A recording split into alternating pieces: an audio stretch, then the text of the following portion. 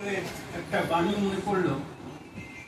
ঠাকুর বলছেন, বুক ছাপানো প্রাণ যেখানে, প্রাণ সেখানে খায়, তারই ভাবনা ভাবতে বসলে তার ভাবি সে পায়। এই বুক ছাপানো প্রাণটা হচ্ছে নির্ভর করে তার সাথে আমার যা আত্মিক বন্ধন, সম্পর্কটা কিরকম। অনেকেই বুঝতে পারছেন না ডিপি ওয়ার্কে গিয়ে মূল কথা, ঠাকুরের যত কথা আছে মূল একটাই শব্দের মধ্যে আটকে আছে, সেটা হচ্ছে সম্পর্কের বাঁধন, বন্ডিং।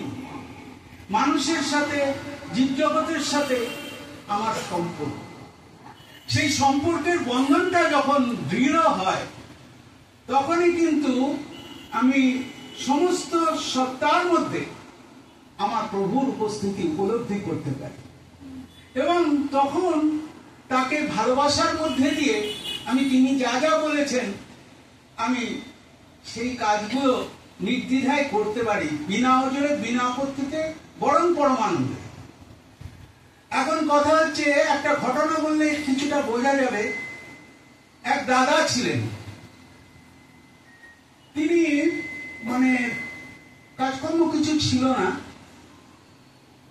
তার সে ওই তার পারিপার্শ্বিকের পুকুরের যে দিঘি বা পুকুর জলাশয় ছিল সেখান থেকে, খুব গরিব তো, শাক লতা পাতা সংগ্রহ করে সেগুলো বাড়ি বাড়ি তার প্রতিবেশীদের বাড়ি বাড়ি দিয়ে আসতেন এবং কিছু বলতেন না। এই কিছুদিন যাওয়ার পরে, 4-5 দিন যাওয়ার পরে, এক দাদা তার বারান্দায় চেয়ারে বসে খবরের কাগজ পড়তেন। তিনি দেখতেন, ওই দাদা আসলেন, ওইটা বাড়ির মার হাতে দিয়ে চলে। তখন সেই দাদা কিন্তু আগেও ওই রাস্তা দিয়ে গেছেন, কিন্তু এই যখন 4-5 দিন হয়ে গেল, সেই শাক পাতা মুক্তমুখী দিয়ে আর কোনো কথা না বলে চলে যাচ্ছেন। একদিন ওই দাদা, যিনি খবরের কাগজ পড়তেন ওই বাড়ির গৃহস্বামী, তিনি ডাকলেন, ডেকে বললেন, আপনি আমার বাড়িতে রোজ এটা দিয়ে যান, অথচ পয়সা নেন না, এটা কি, ব্যাপারটা কি? তখন সেই দাদা বলছেন, আমি গুরু নির্দেশ পালন করছি মা।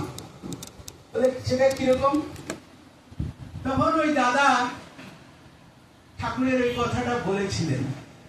বললেন, ঠাকুর বলতেন যে সবাইকে সেবা, ইষ্টে চেতন ব্যক্তিত্বটা, মন্ত্রে চেতন মন, ইষ্টভৃত দীক্ষা চেতন, সেবায় চেতন ধন। সুতরাং এই সেবার মধ্যে দিয়ে ভগবান কিন্তু নেমে আসেন, তিনি কিন্তু আমার মধ্যে আত্মস্থ হয়ে ওঠেন।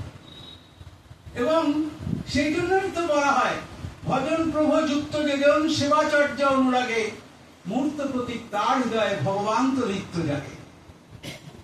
এখন কথা হচ্ছে, এই ইষ্টভৃতি নিয়ে কথা হচ্ছিল নিচে খানিক্ষণ আগে। আমি একটা কথা বলি, পাবনায় অনেক দিন আগের কথা।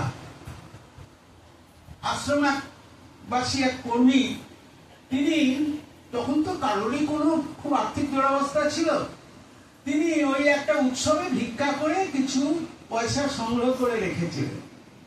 এবার মনে খুব আনন্দ, 3-4 মাস চলে যাবে, এই পয়সাটা একটা কাপড়ের পুটলি করে বেঁধে টিনের বাক্সতে তিনি খুব যত্ন করে রেখে দিয়েছেন। আর মনে খুব আনন্দ, স্নান টান করে মাথার চুল আছে, আনন্দবাজারে যাচ্ছেন। 3-4 মাস আর ইষ্টভৃতি নিয়ে কোনো চিন্তা নেই। এইবারে তিনি বেরোবেন, এমন সময় একটি মানুষ এসে বললে, আসুন কবি, ঠাকুর আপনাকে ডাকছে। ওই দাদা তো বুঝতে পেরেছে কি ব্যাপার, তখন বলছে, আচ্ছা যাচ্ছি। এই বলতে বলতে আর একটি লোক এসে বলে, ঠাকুর এক্ষুনি আপনাকে যেতে বললেন। তারপরে কি করে আর একজন দাদা এসছেন, থার্ড ব্যান্ড যে এসছে, সেও এরকম বলছে, আমাকে সাথে করে নিয়ে যেতে বলেছেন ঠাকুর।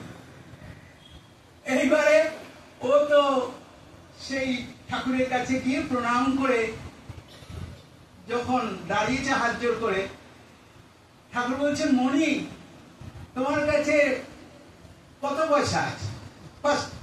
তো ও তো দেখলো বিপদ, সব তো ইয়ে। তখন ও একটু কায়দা করে বলল, ঠাকুর আপনার কত প্রয়োজন, আমাকে যদি দয়া করে বলেন আমি সেটা এনে দিচ্ছি। তাহলে ঠাকুর বললেন, তোমার কাছে কত পয়সা আছে, তুমি যা আছে চেঁচে তুমি নিয়ে আসো। আর কি করবে? গিয়ে সেই কাপড়ের পুটলিটা যেটা যত্ন করে রেখেছিলেন, সেই টাকাগুলো ভিক্ষা করে সেই টিনের বাক্স থেকে সেটা নিয়ে এসে প্রণাম করে ঠাকুরকে দিয়ে দিলেন। এবার মন এত খারাপ হয়ে গেল, ওই যে আনন্দটা ছিল, আনন্দবাজারে যাচ্ছিলেন, আনন্দবাজার আর না গিয়ে ঘরে এসে জল খেয়ে শুয়ে পড়লেন।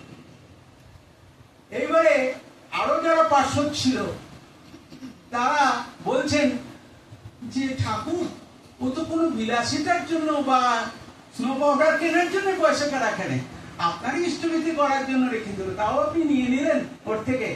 ঠাকুর খানিকক্ষণ গম্ভীর হয়ে গেলেন, তারপর বললেন, শোনো মুনি, আমি মনে করি বড় খোকা যেমন আমার ঔরসজাত সন্তান, ও হচ্ছে আমার খ্রিস্টিজাত সন্তান, ওর সাথে আমার একটা অর্থের প্রাচীর এবং অহংকার হয়ে একটা পাঁচিল উঠে গেছিল, আমি সেই পাঁচিলটা ভেঙে দিলাম। কারণ বড় খোকাও যা, ও তাই, আমি তাই মনে করি, এবং ও আমার কাছে আসতে পারবে না এই পাঁচিলটা যদি ভেঙে না নিতাম।